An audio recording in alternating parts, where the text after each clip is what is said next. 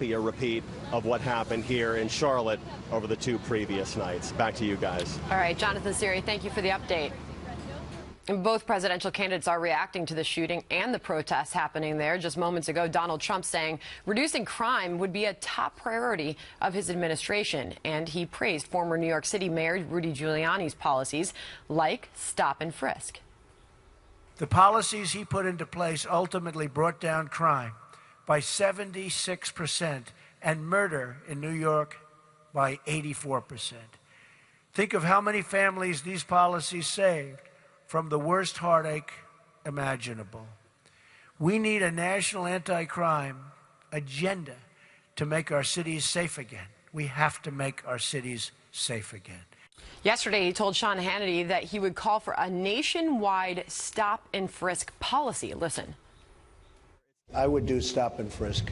I think you have to. We did it in New York. It worked incredibly well. And you have to be proactive. And, you know, you really help people sort of change their mind automatically. You understand. You have to have, in my opinion, I see what's going on here. I see what's going on in Chicago. I think stop and frisk. In New York City, it was so incredible the way it worked. Now, we had a very good mayor. But New York City was incredible the way that worked. So I think that would be one step you could do. Meantime, Hillary Clinton's campaign manager says she plans to develop national standards for police to prevent similar situations while investing in community policing. Here's the Democratic nominee. We are safer when communities respect the police and police respect communities. I know I don't have all the answers. I don't know anyone who does. But this is certain. Too many people have lost their lives who shouldn't have. We need to come together, work together, white, black, Latino, Asian, all of us, to turn the tide, stop the violence, build the trust. So both candidates, Steve, have put forward proposals in the wake of Charlotte. What do you make of them? What do we just laid them out? Well, the first thing I think is that going national with this is not necessarily, I think, the right way to go. But before any discussion of this, I think it's really important for us all to say that policing is a really tough job.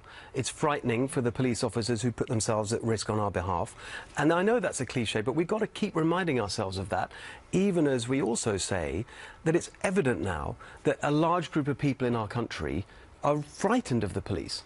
And that is something that we can't just dismiss. We can't just fight back with statistics. We have to understand where that comes from. And I think the real answer here is actually the notion of community policing, but delivered not just through vague phrases like we heard there from Clinton, but it actually set out by Bill Bratton. Bill Bratton, who we all remember from New York, actually wrote a piece the other day in the New York Times that very clearly set out a plan for how you really build those bonds of trust between communities and the police. And it's very practical stuff. It's police officers spending time in the neighborhoods where they have to operate. And that just doesn't happen enough. And I think that the idea that you can impose this nationally, which they're both talking about, I just think that's almost what's gone wrong in a whole range of areas of policy where things have become too centralized, and the idea that big bureaucracies in Washington can solve every problem around the country. I think that's kind of what's gone wrong with a lot of areas of policy. You're absolutely right. And when you talk about that one-size-fits-all nationalistic nannying policy, to me it smacks of militarization.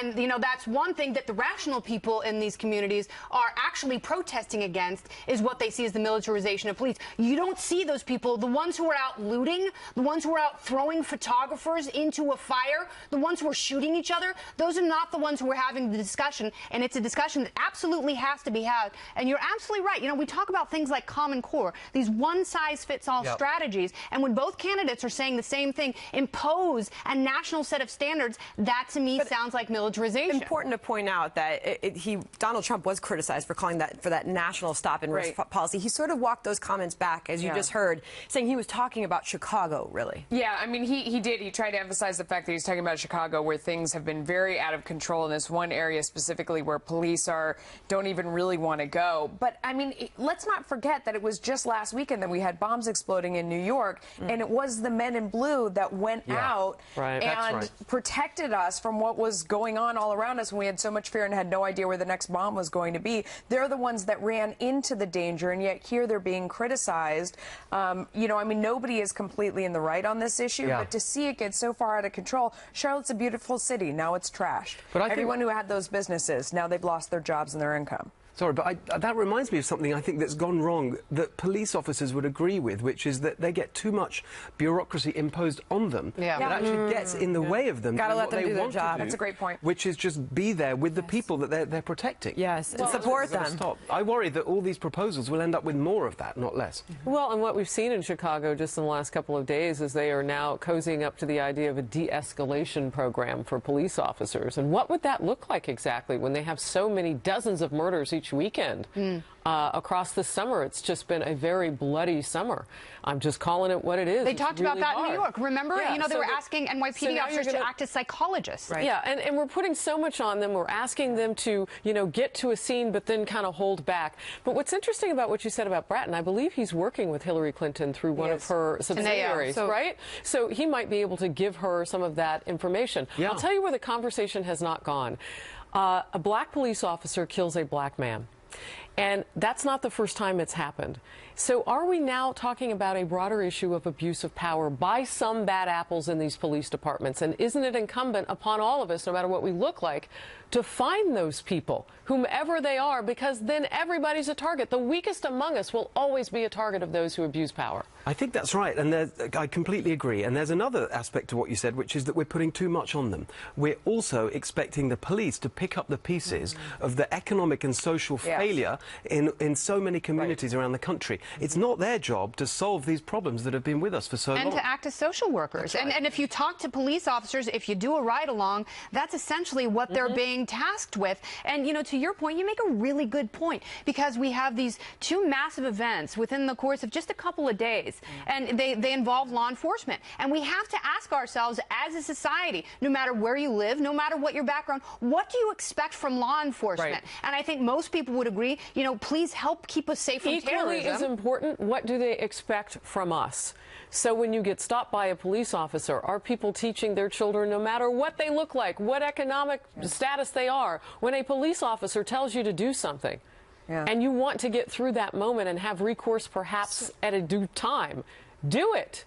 So, Steve, let me ask you, are we having the right conversations then? I mean, both candidates are talking about doing something at the national level, which you say you're against. But Hillary Clinton said she's planning on these national standards for police intended to prevent situations like this. But she talks about restoring bonds between communities and law enforcement and investing in community policing.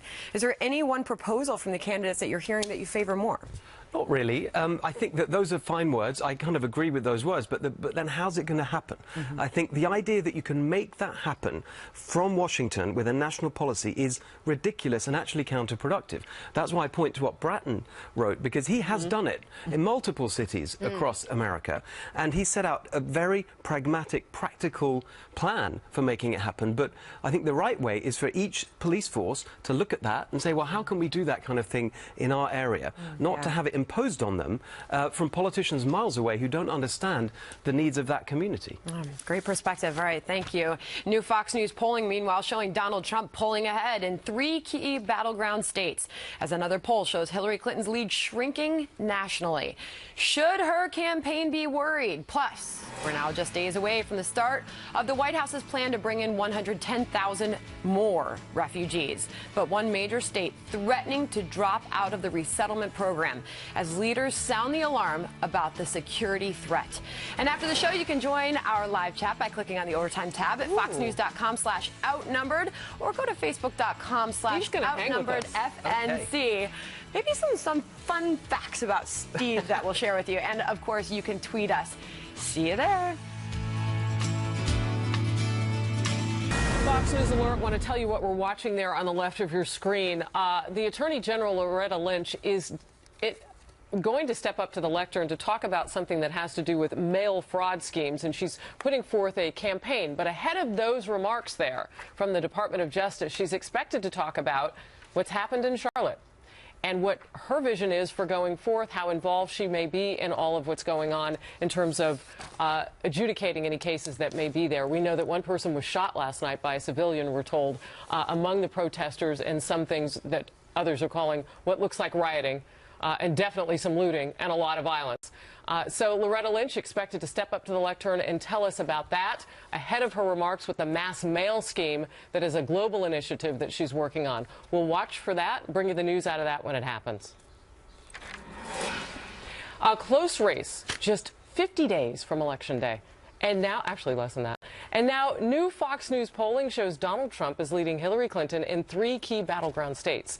In a two-way race, Trump now ahead by 5 points among likely voters in Ohio, up 4 points in Nevada, 5 points in North Carolina, and a new NBC News Wall Street Journal poll shows Hillary Clinton is leading nationally by just 6 points among likely voters. That's down from a lead of 9 among registered voters last month. This could point to trouble, since likely voters are, well, more likely to actually go to the polls. That's why they called them that. And now Clinton is openly asking why she does not have much bigger leads in the polling. Here's part of what she told labor leaders during a video conference yesterday. Now, having said all this, why aren't I 50 points ahead, you might ask? Well, the choice for working families has never been clearer. I need your help to get Donald Trump's record out to everybody. Nobody should be fooled. That's wow. Wow. Okay. What's up with Video that? conferencing is difficult because it's just you and the camera. You got to raise the energy levels. And so you're trying to like pump up the energy. Yeah. I would just preface it by saying that. You know, Sounds like an ostrich with a belt around his neck. As you're watching this race, Steve, I'm just curious to get your point. Everybody says they tighten. Yeah. But this is getting uncomfortable, I would imagine. Yeah, I think what's really interesting is the complete way in which on the left they can't understand it. They can't believe this is happening. When you talk to Democrats and think, what is going on? How could they possibly support him? And how could it be that it's so close? And I think that there was some new information published last week that gives us a really important clue into what's going on. So last week we had new data published on incomes. And a lot of people were celebrating because for the first time in many years, incomes went up. And it's true that they went up last year.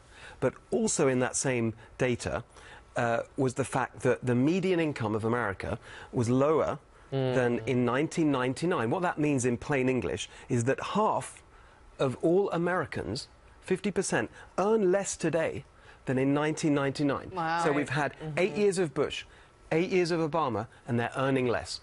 And that's what's going on here, because people are saying it doesn't matter who you vote for the last few years. Nothing's got better for me. The rich have got richer. We might as well try anything. And Trump looks like he's an outsider that might actually change things. Yeah, and I think that is what's going on. Fascinating. Melissa? In addition to that, if you look underneath those numbers that we showed you at the top, it's the independents where he's really killing her. And I was surprised by this. I mean, the contrast is stark. You look in Nevada, he leads independents 42% over 23, 21 points. Yeah. Look also in Ohio, he's up by 20 points among independents. And in North Carolina, he's up by 14 points among independents. Those are the swing voters. Those are the people, like you said, who are saying, you know what? I don't care which party's in. They're both screwing me. Yes. Then my question would be about the intensity. What do we know about independent voters? Because I think you kind of coined a phrase here, we'll try anything. Will they try actually going to the polls?